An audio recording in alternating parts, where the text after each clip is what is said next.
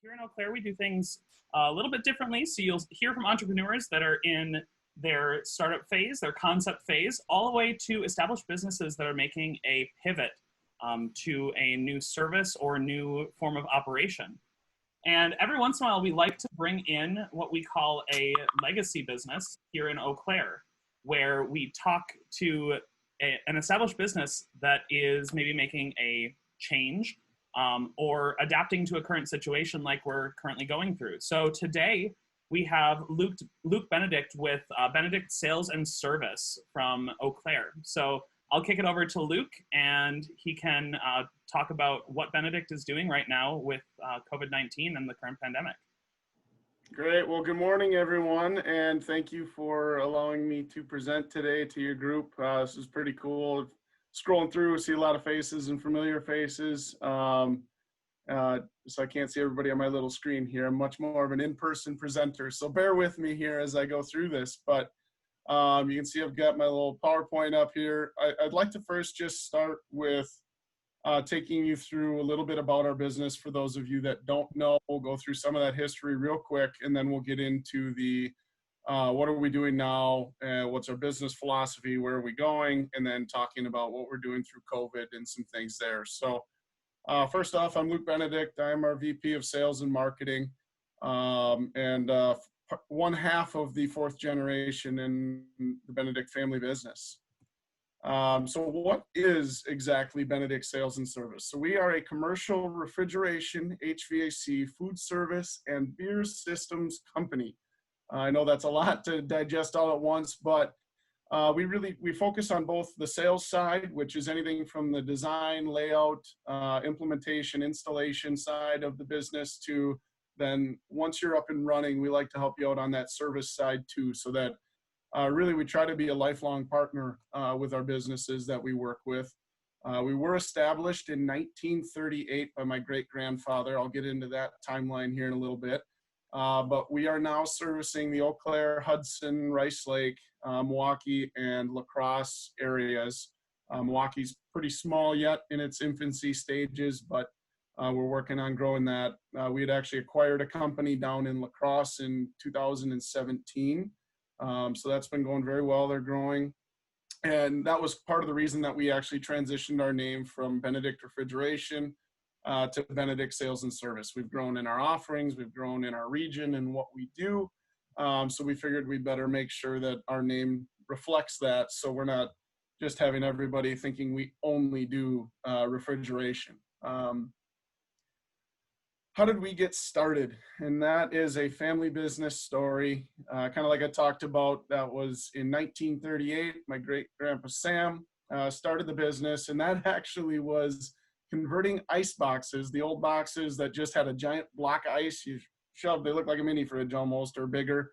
And that was converting those into actual mechanical refrigeration, starting with mechanical fans, and then actually into refrigerants, or the early stages of refrigerants, the glory days, as my dad would refer to it as. But so then that transitioned to my grandpa John, and then to my father Tim from there, who is still our current owner and president.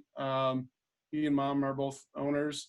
Mom actually joined the business in 2009 with me and my brother in 2006.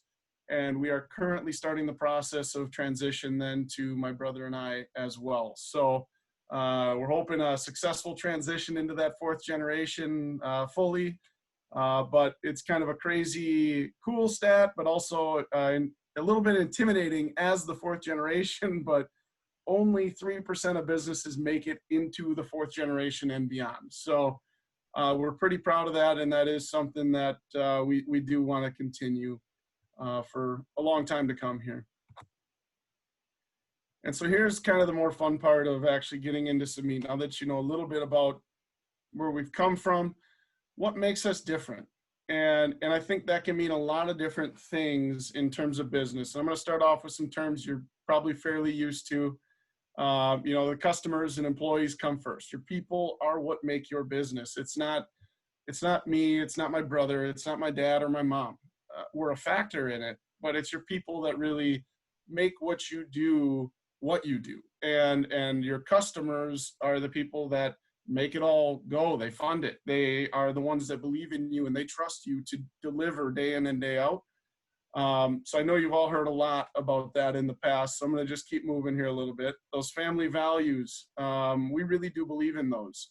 I've heard from some other businesses out there that they try to shy away from touting their family business, either history or values or how they operate. And we just don't buy into that. I think if we treat our business like our extended family, and if the decisions we make, we run through a family lens, I think we're always going to make the right decision for us. Now, it may not always be the best decision for a real hard-nosed, business crunch time choice, but that's also not who we want to be in business. We want to be a good community partner. We want to be a good partner with our staff, for our customers, and that starts with our family values. And right into that is our moral and ethical business decisions. 80 some years of business, we don't make it that far by trying to take a shortcut or trying to make a decision that is going to cut somebody else down or maybe is immoral or, getting into the ethics of business. We have to hold those in the highest regard if we're going to go back to those family values. Otherwise, how do you look at one another and truly believe that message you're trying to send? And then culture for our staff. These are, again, all the norms that so I'm guessing, for those that I can see on the screen, raise your hand if you've heard all of these before in some form or another. But what I really think business to someone that we're trying to be, our goal is to be exceptional. We want to be the best at what we do and how we deliver our product. And as a staff and with our customers, it's really getting into how we interact with our customers and the sales side of things. Like it's not just a phone call business. It's not just a email business. We really stress getting out, see your customers, get to know your customers, spend time with them. And even from our technician standpoint, when you're there, it's worth it to take the time to get to know who you're working with, even if it's the manager or the night shift employee at a convenience store, a grocery store. Those personal touches make a difference in building trust with your customer, but also that comfort level, knowing that it's a human being on the other end that they're working with. And it's not just an automated voice message. It's not somebody that would rather just email you and rather than have a difficult conversation. I would rather show empathy in person and be there and feel the pain with that customer, even if it's not the happiest times, because that's going to strengthen my relationship for the long term, because they know and they can feel that as a company and a business, we're there with them.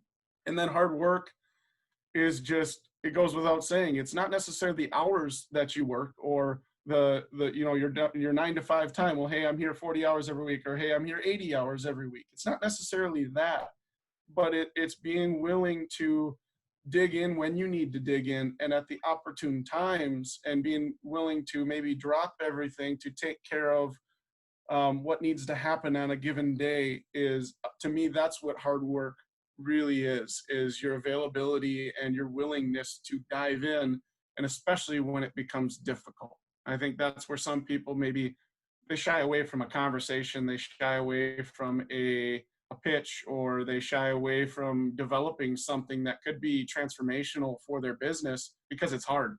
And that's frankly just what business is. Got to throw up a Kobe quote there. This is one of my favorites. I have nothing in common with lazy people who blame others for their lack of success. Great things come from hard work and perseverance, no excuses. And I think that quote is transitional into all kinds of industries. And so one of my favorites. So where are we going? That is a great question. And the easiest answer in the initial is we're going to go toward opportunity. And opportunity comes in several forms. We've started the path down geographic growth with our acquisition in La Crosse. We will continue to look for those acquisition opportunities as long as they make sense and as long as they fit our what our capability to handle is. We don't want to grow too fast where we can't contain it, we can't control it, we can't make sure that we continue to deliver on how we've grown in the first place.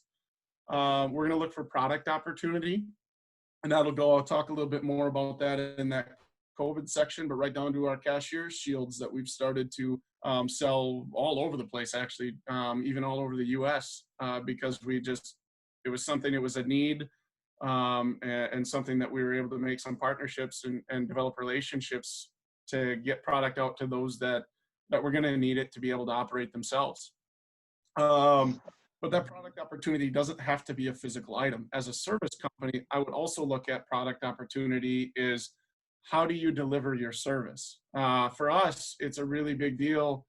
Back 5 years ago when we started looking into going digital with our tickets for our customers, and emailing and being more digitally interactive with our customer base, that was something that a lot of contractors weren't doing yet. And so when we started that process, it was a little scary, it was a little different, but it's become a really big opportunity because our customers love it. They can see everything put right out to them right at the end of a service call.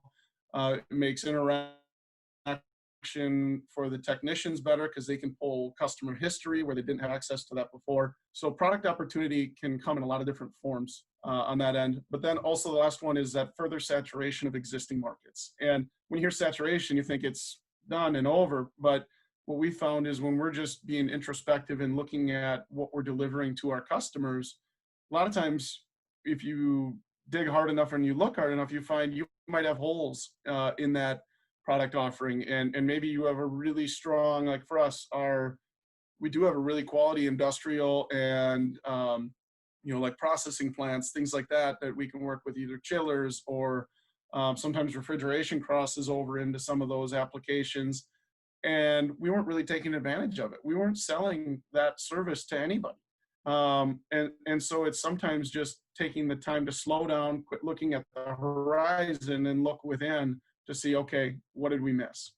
And wherever we go, I know I said that these were two of the basic things, but it is core to who we are. We always want to make sure to keep it in mind that what we're doing is good for our customers, it's good for our employees, that's first, but then we want to make sure that it also is in line with our core values and morals.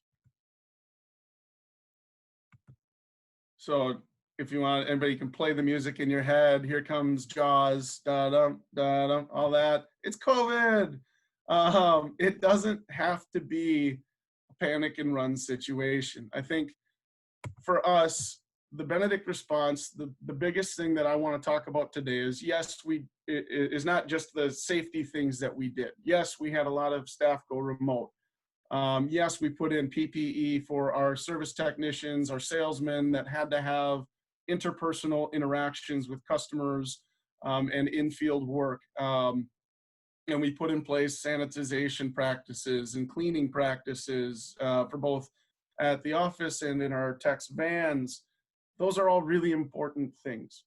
But I think the reason that we've been able to adapt and change and remain successful during COVID has a lot more to do with the fact that early on, our strategy became, okay, we need to have a team that's focused on COVID, the PPP, COVID, safety practices, all those things. We need to make sure that that's taken care of. And on top of that, they take care of. So as we had some slowdown in service because there was a lot of our customers that were forced to shut down, how do we keep our staff employed and working and getting paychecks? So that team, that's what they focused on. And then we had another smaller team that our focus was, how do we keep working on the business during the pandemic? Because a lot of times in times of extreme turmoil, there's opportunities for change and growth. And if you're so focused on the problem, it's really easy to miss that opportunity for growth and change. So there's a lot of these things that we're figuring out now in terms of having some staff remote and how we had to change operationally to make those things work.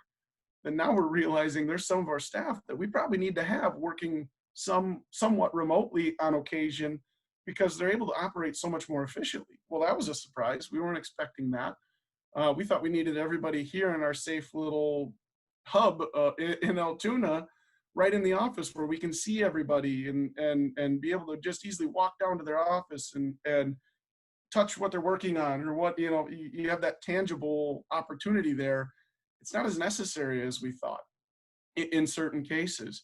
But then the other thing was setting in better practices and processes for how do we, as a management team on down to those in the field, how are we actually continually updating and inspecting how it is we go about doing what we do. And what we found is we didn't have very good managerial practices. Well, those have been two opportunities that have come out of this, that we are going to come out much stronger, because we didn't just focus on here's the problem. It was how do we get better and how can we use this going forward. And the last thing is, from the product offering standpoint, it was, we're in an industry where PPE and the protections from COVID became very evident early on. They were closing down bars and restaurants, who are a big segment of our customer base, that they couldn't even operate. Well, how do we help these people be able to safely operate when they come back? And so we just started looking for those opportunities, and Cashier Shields is one where, like I said, we've been actually sending Cashier Shields out all over the US. And we don't have the equipment to actually manufacture these, but we were able to go out and find a partner that didn't have a sales team to go out. They had products that they could help. They had nobody to go out and tell people how to get them out there. And so making connections like that and adapting to change is something that's been a big deal for us. So I know there's a lot of holes that I left semi-intentionally, because I know a big part of this is the conversation and response aspect. So I would love to open it up to your questions, whether it's about the business, where we've been, where we're going, or how we've handled COVID. I know I left a lot of things out, but I can ramble. So. Awesome. If you want to open up that participants tab and click the raise your hand button if you have any questions. I'll unmute you one by one. So we've got Beth here with a question. Hey, Beth. Hi, Luke. Great presentation. When you were talking about the morals and ethics and the way that you run your business, that really, really resonated with me. And I wanted to ask you, because I think a lot of businesses, when they first open, they have that desire to run their business much in the way that you've run yours and your family has. You've demonstrated so much success. And I think what happens is sometimes that profit ends up putting pressure on people to make decisions that don't necessarily line up with their ethics and morals, or they feel like they have to sacrifice one for the other. So if somebody's starting their business, they're feeling that pressure between having to decide, what would you say to them? I'd say there's really two types of business people that I've encountered in the years that I've been working, and it's those that are not, or that are not. That's a terrible way to put it. That those that are willing to put aside their morals to make a dollar, and then there's those that have such strong morals and values and ethics that no dollar is worth sacrificing those for. And to me, that's somebody, and as we've seen as we've grown, that's been an attractant for staff that want to come work with us now. And to me, it's never worth it from that standpoint. We probably haven't been as profitable as maybe we could have been throughout the years, but also we know that we haven't sacrificed anything to get there, and we've never put ourselves in jeopardy of losing the long-term business. And I think that's the key point to the morals and ethics of doing business is it good for right now? Maybe. But what is the long-term effect of that? And I think with having the team that we have, it's nice. We have a lot of checks and balances with everybody being on the same page, knowing the goal is we've got 80-some families now that we are taking care of, and we are responsible for making good business decisions to make sure that their jobs aren't good for just the next couple of years. It's for a lifetime. It's for a career. That's how we look at our crew and how we make business decisions on the whole. That's awesome. Thank you, Luke. Thank you for running your business that way. Thank you. I've got John here with a question. And then also, if you don't want to ask the question on camera, you can feel free to drop the question in the chat like Becca did here. So John, you can go for it with your question. Hi, John. Luke, good to see you again. Good Thanks to for see being you. here. Family business, Cleven Realtors, third generation, not in it. So what I was wondering is fourth generation is pretty amazing. And what were some of those things that you guys did moving into the third generation and the fourth generation to continue on that family being in the business? Like Cleven is still in business, just there's no Clevens involved other than my uncle who's kind of semi-retired. So what did you guys do? Boy, that's a great question. Actually, I mean, family businesses, they're just the easiest thing in the world. They just happen to work and you don't have to put any effort into it. No, it's a lot of difficult conversations, discussions, and very careful planning in terms of what is that going to look like. But I think in terms of the success from going from third to fourth from, even second to third and third to fourth, I think a lot of that really has to do with the want to on all parties. And for my brother and I both actually, it's kind of crazy, but neither one of us ever wanted to do anything else. I had a brief time. I worked at Action City in Metropolis, running go-karts and doing birthday parties, that kind of stuff. And Tony actually did the same, which is kind of funny. So I've always worked with my brother, but it's the desire to make it work and get there. And a lot of times you do have to make it work, but everybody's intentions, we try to always assume positive intent. I stole that term from Scott Biederman. He says that one all the time and I love it. But you assume positive intent and the rest of it is worked out through discussion and conversation. I know that mom and dad want nothing more than for my brother and I to be successful. And that's not just conversation. That's them showing it to us on a day in, day out basis. They are working extremely hard to make sure that, almost to a fault, that everything's in place for us to be successful. As we're now in some of that transition, and Tony and I are taking on much more leadership roles and responsibilities and things like that, and we have to grow and adapt and learn from our own mistakes. A lot of that has to come with an understanding is there's going to be times when we're going to get the mom and dad conversation whether we want it or not. And it's okay. At the end of the day, family's family, business is business. We try to run it like a family, but we still have to, as a family, separate. And I think that's what's kind of helped us be able to be all in on transitioning. Thank you, Luke. Awesome. Becca in the chat dropped, can you speak to the lessons or obstacles about working with family? Kind of touched on this just now with that response, but any lessons or obstacles that you found? Yeah, that's a good clarifying question there, because it's a balancing act. Oh, hey, now I can see more faces. It's a balancing act in terms of communication. I think that's the most difficult part, is not taking things personally when it's not meant to be personal. And so that, in terms of an obstacle, is a very difficult one, because there's conversations in business that you want to be able to just go in, make a smart decision, an informed decision based on what you know about your business or about the personnel that you're working with or about the customer that you're working with.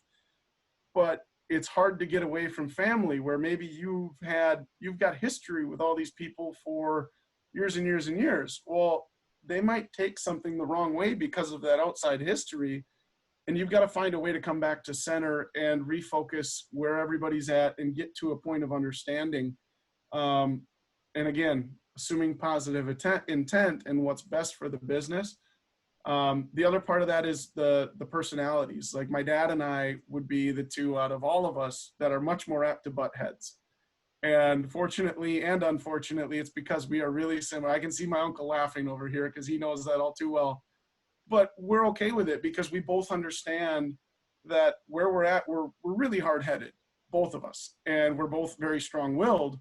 And that's going to do good things for the company. And so we have to endure some of those times of turmoil, or where we don't agree or we don't get along, knowing that it's okay. And that night we can go to dinner and we can get together with family, and you would never know. And that's been a really strong emphasis point for us to be able to try to be successful in working together. Hopefully that answers that. Awesome.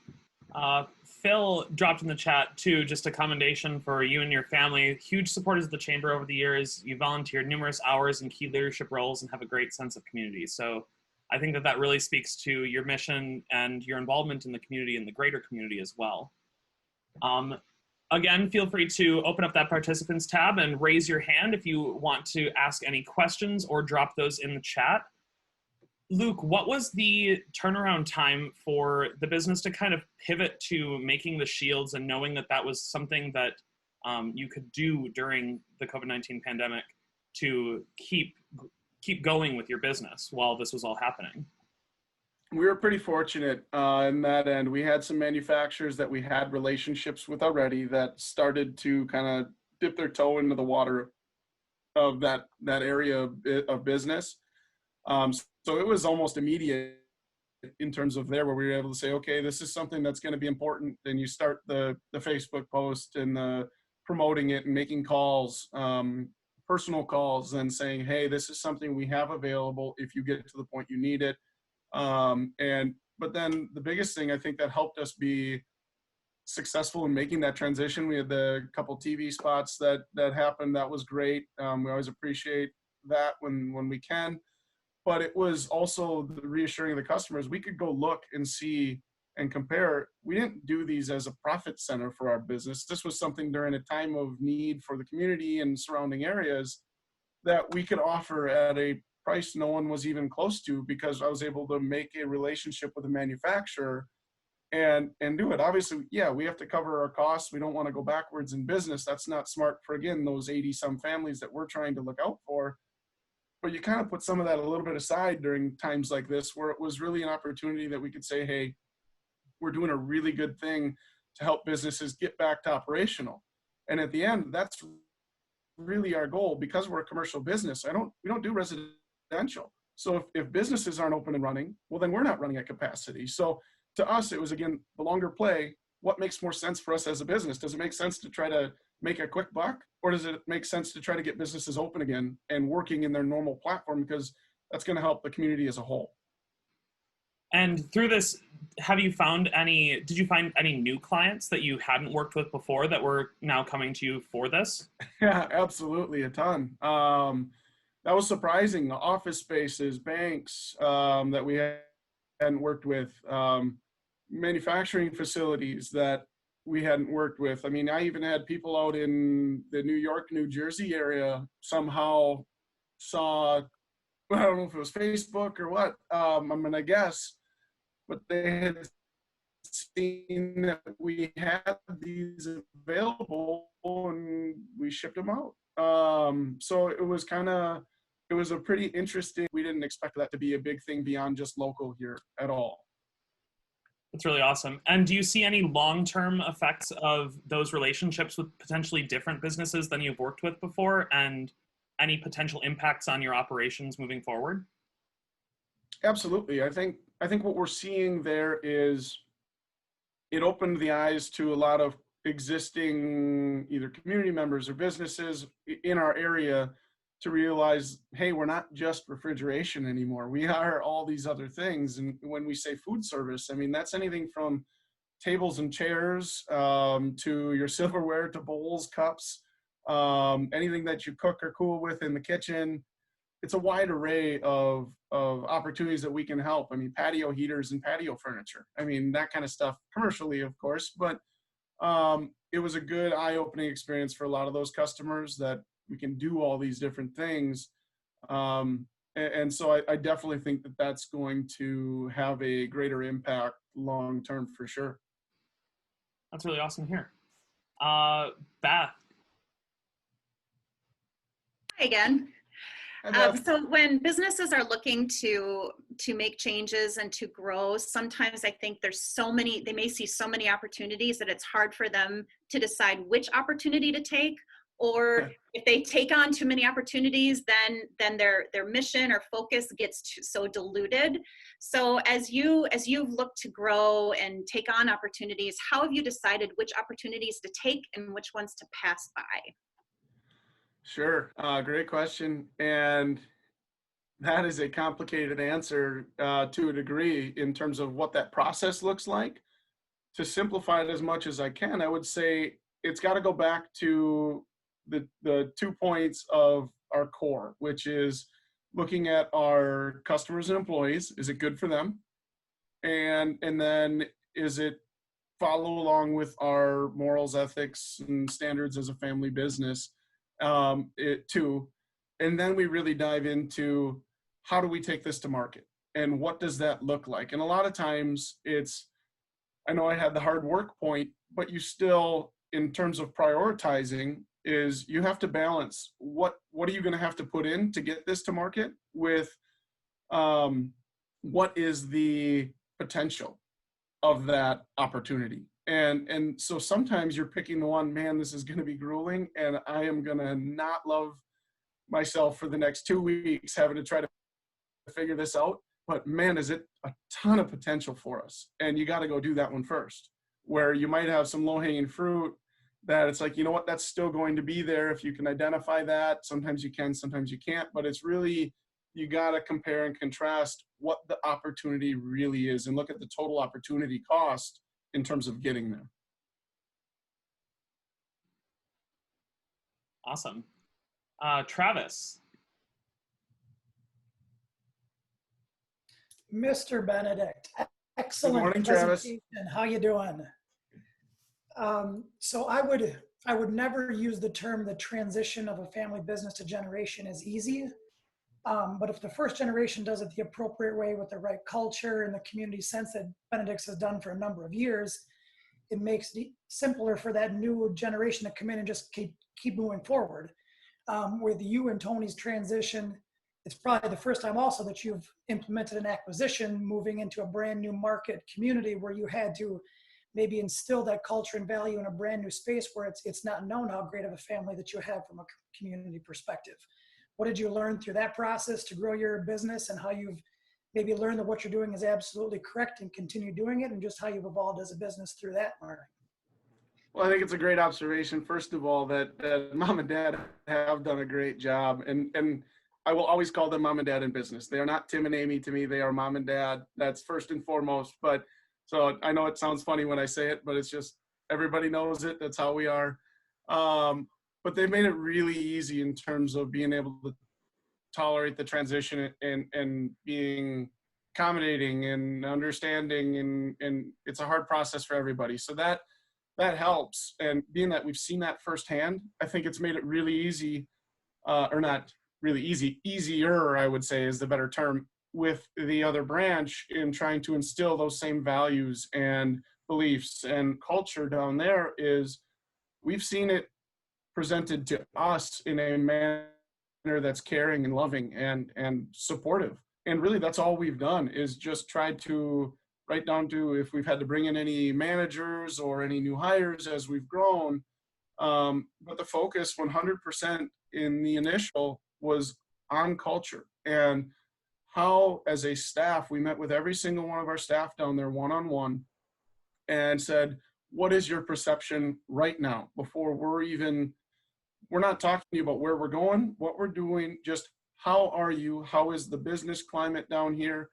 And how do you feel as an employee? Are you valued? Are you being utilized? And from there, it was amazing what we started to hear in terms of feedback. And this was a strong business. They're a 70-some-year business down there that we acquired. So in our minds, we were assuming we were taking over an entity that was much like our own. And in a lot of aspects, it was. But what we also found was there was a lot of opportunities to deepen the relationship and strengthen that culture and bond as a group. And so once you identify where your opportunities, much like you would with sales, you identify where's the opportunity for growth and something to build on, and you start just working on that. And it was started with simple company events where we get everybody together, which we're very used to doing up here. in Eau Claire, but then also hearing their feedback, but enacting change. And I think that was something for the staff. Once they saw that we all have open door policies, you can talk to any one of the Benedicts as a staff, and we value that conversation. So when we get feedback, we better enact something. And even if it's not enacting a new policy or program, maybe it's just doing the due diligence and seeing to the nth degree that we can, is it viable? And then providing feedback to that staff member, even if you don't maybe implement the idea, but you provide them feedback, now they feel heard, they feel valued, and they feel like they still have made a difference, because even if we learn how not to do something, we've still learned something. So I think going about the process that way went a long ways in terms of quote unquote winning the staff over. If that's, I don't know if that's the right term for it, but we do feel that sense of family and community down there now as well. Awesome. Ben in the chat asked, could you please touch on the hiring/recruiting process that your parentheses family business follows? And is there anything differently that you do that a non-family business would do in their hiring process?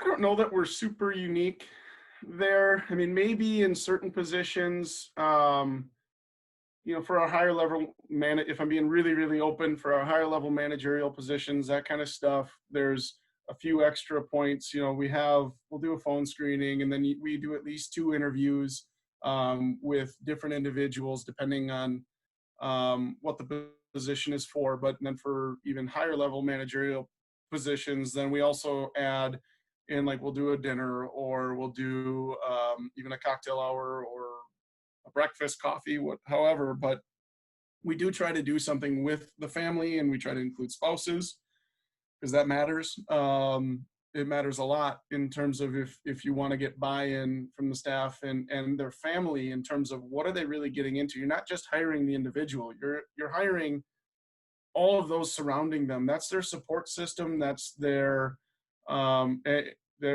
sometimes it's their counterbalance, which they might need. I know I do at home.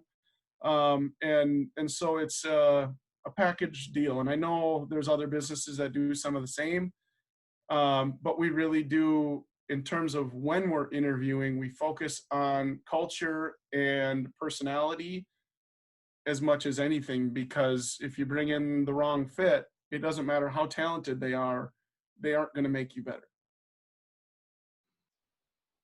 Awesome. And I think that does kind of set you apart in some ways to other businesses that don't necessarily take that amount of time and energy into finding a good fit for their team, that essentially becomes like a part of their family. So I think that's really, really great that you guys do that. So it doesn't look like we have any more questions, but Brooke here has a question. Sorry, I'm always late to the party with my question. Hi, Luke. Great presentation. Thank you. So I'm just curious if you can touch on, as you continue to enter new markets, you always have your home base that people know where you're from. But from a marketing perspective, can you touch on, I know you've touched on some elements like culture and family values, but you and I are in similar markets where people don't need us all the time, or maybe once in a very great while. So how do you communicate to the community that when they do need that service, you're the best choice to go to? Yeah, that's a difficult one. And I think I'd be lying if I said I was that I was best in category at doing that. I think that is something, even though I have a marketing degree, I love the marketing aspect. I think that's one of my shortcomings, if I'm going to be honest, because once you're a customer and you're in network and all those, it becomes very, not easy, but it's simpler. We make sure we make as many direct contacts with you as we can, whether it's phone calls, personal visits, things like that, but you're already in network. So when it comes to the out in the community standpoint, I think it's something that I really have to make sure I make time for. And again, this is probably my greatest weakness in the business, because I do have a sales role as well as a managerial role that I'm trying to find the right balance. And if I'm being honest, I think it's probably something that I need to, or we need to look at addressing. I hate when I say I apologize for that. But we need to address as a team is saying, okay, how do we better take care of that marketing perspective to let the community know? Because we've taken a shift recently. I think in terms of the community, we went through a major change, a name change. We've grown, our markets have changed, and getting the message out there that we're not just refrigeration is something that we are going to have to further tackle. But our balancing act is we have to do it in a standpoint that's manageable, because if I just go out and blast market to everybody, being realistic, I can't handle the load of what that might generate in terms of new business, because there's a shortage of service technicians in the field for the areas that we work in. So realistically, by doing the mass marketing items, I'm setting myself up for failure, because I know I can't deliver on a inundation of new customers. So we really try to pick our spots. Is it going to be on a given year? Okay, are we going to really dive into the Tavern League and get really involved there and make sure we pick off, smart opportunities within that realm? Okay, next year, is it going to be the convenience store market? Where it's got to be attainable. You want to set the goals out there, but we have to be able to deliver. Otherwise, if you sell something you can't, once a customer's gone from not delivering, it's really hard to get them back. I don't know, I kind of danced around a lot there. I hope that got to some answers you were looking for there, Brooke. Thanks, Luke. Yeah, and I think to your point, Luke, about maybe dancing around the question, it is hard to quantify those more the soft skills and the reasons why your business is a good business to do work for you. I think that it is a little bit difficult to market that sort of aspect. So even just thinking about it is something good to hear the conversation on. So the final question that we always ask our presenters is, what can we as a community do for you? I think it's just continue to support the community. Phil touched on that we try to be a good community partner. We encourage our staff to be that as well. I mean, we have our shop manager was one of the founding members of the Chippewa Valley After Hours Rotary.